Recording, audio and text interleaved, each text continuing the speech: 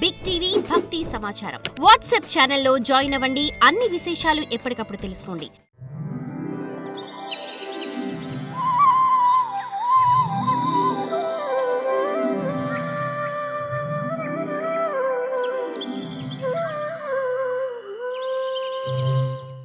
ఎవరైతే ప్రాణం పోయే సమయంలో పరాధీనులై ఉన్నప్పటికీ పరమేశ్వరుడి అవతారాల గుణాలను కర్మలను సూచించే పవిత్రమైన ఆయన నామాలను పలుకుతున్నారో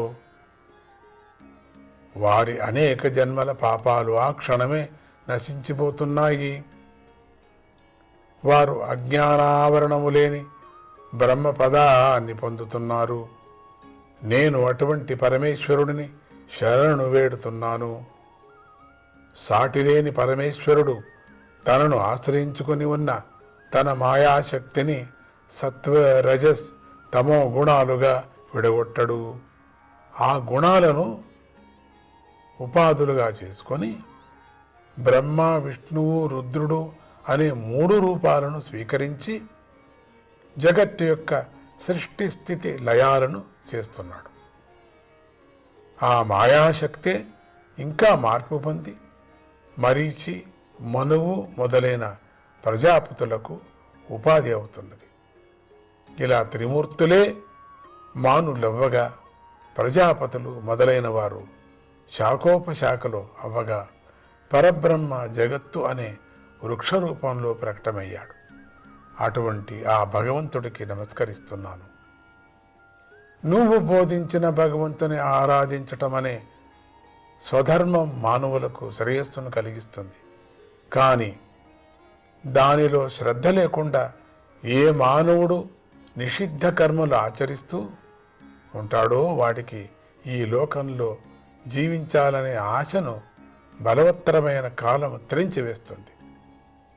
అంటే అటువంటి వాడు త్వరగా ప్రాణాలు విడవలసి వస్తుంది కదా.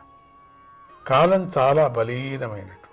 అటువంటి కాలస్వరూపుడైన భగవంతుడికి నమస్కారం చేస్తున్నాను. అన్ని లోకాల చేత పూజింపబడేది మరియు 2 పరార్థాల కాలం నిలిచి ఉండేది బ్రహ్మలోకం. పరార్థం అంటే 1000 మహాయుగాలు ఒక పగలు, లెక్కన అంటే 1000 సంవత్సరాల కాలమని. అటువంటి బ్రహ్మలోకాన్ని అధిష్ఠించి ఉన్నటువంటి నేను బ్రహ్మ కూడా కాలానికి భయపడతాను. నిన్ను పొందటానికై నేను అనేక యజ్ఞాలను చేశాను. అనేక సంవత్సరాల కాలం తపస్సు చేశాను. నువ్వే ఆ యజ్ఞాలకు అధిష్టానమైన పురుషుడివి. ఆ కాలస్వరూపం నీ స్వరూపమే. అటువంటి నీకు నమస్కారం. నీకు విషయ సుఖాల పట్ల ఏ కొంచెము ఆసక్తి లేదు. అయినా కూడా నువ్వు పశువులు, పక్షులు, మనుష్యులు, దేవతలు మొదలైన వివిధ జీవయోనులలో నీ ఇచ్ఛానుసారంగా శరీరాలను ధరించి నువ్వు నిర్మించిన ధర్మ మర్యాదను పాలించాలనే కోరికతో క్రీడిస్తూ ఉంటావు. అటువంటి పురుషోత్తముడైన నీకు నమస్కారం. ఓ పరమేశ్వర, ప్రళయకాలంలో సకల జీవులను నీ పొట్టలో నిలుపుకొని అట్టి పెట్టుకున్నావు. అవిద్య, అస్మిత, రాగము, ద్వేషము, అభినివేశము అనే 5 చిత్త క్లేశాలు నిన్ను చేరలేవు కదా. అయినా కూడా నీలోని ప్రాణులు సుఖంగా నిద్రించాలనుకొని భయంకరమైన తరంగాల గల ప్రళయ సముద్రమందు ఆదిశేషుడునే మెత్తని తలపవై శయనించావు. యోగ నిద్రను స్వీకరించావు స్వామి. ఓ స్తుతించదగినవాడా, ముల్లోకాలకు నేను సృష్టి చేయటం అనే పని ద్వారా ఉపయోగపడతాను. నేను నీ అనుగ్రహంతోనే నీ నాభి పద్మం నుండి జన్మించాను. ఈ ప్రపంచమంతా నీ ఉదరంలో నిలిచి ఉంది. ఇప్పుడిప్పుడే నీ యోగ నిద్ర పూర్తి కావస్తుంది. కలువల వంటి నీ నేత్రాలు తెరుచుకుంటున్నాయి. నువ్వు సకల జగత్తులకు మేలు చేస్తావు. నువ్వు ఆత్మస్వరూపుడివి. ఓ శ్రీహరి, జగత్తుకు ఆనందాన్ని కలిగించే జ్ఞానాన్ని, ఐశ్వర్యాన్ని నాకు అనుగ్రహించు. అజ్ఞానంతో నేను పూర్వంలాగానే జగత్తును సృష్టిస్తాను. నిన్ను శరణు పొందిన వారికి నువ్వు ప్రీతిని కలిగిస్తున్నావు, వరాలిస్తావు.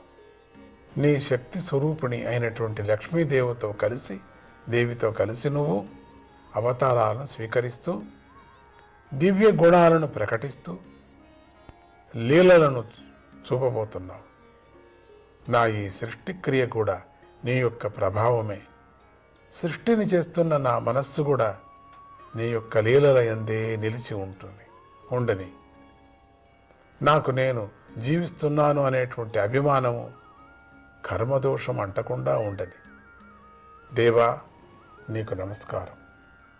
ఓ పురుషోత్తమ, ప్రళయ సముద్రంలో శయనించి ఉన్న అనంత శక్తిమంతుడైన నీ నాభి కమలము నుండి నేను జన్మించాను. నేను నీ యొక్క విజ్ఞాన శక్తి స్వరూపుడిని. ఇప్పుడు నేను నానా విధమైన జగత్తును సృష్టించబోతున్నాను. ఈ జగత్తు కూడా నీ యొక్క రూపమే. సృష్టి కార్యము చేస్తున్న నాకు వేదవాక్కుల ఉచ్చారణము క్షీణించకుండా ఉండుగాక. నువ్వు పురాణ పురుషుడివి, గొప్ప దయగలవాడివి, ప్రేమ నిండిన చిరునవ్వు గలవాడివై పద్మాల వంటి నీ కన్నులను వికసింపజేస్తూ నిద్ర నుండి మేలుకో. అప్పుడు మాత్రమే ఈ జగత్తును సృష్టించటం నాకు సాధ్యమవుతుంది. దేవా, లేచి నీ మధురమైన పలుకులతో నా దుఃఖాన్ని తొలగించయ్యా అని బ్రహ్మదేవుడు గొప్పగా ప్రార్థించాడు.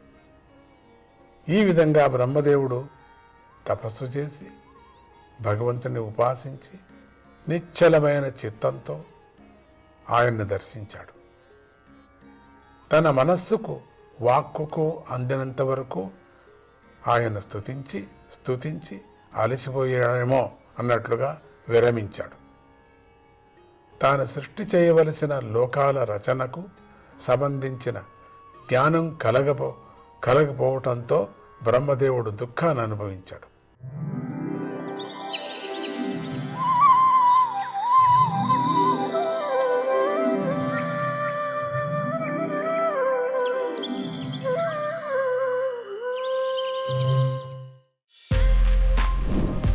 For more videos like this, subscribe Big TV channel.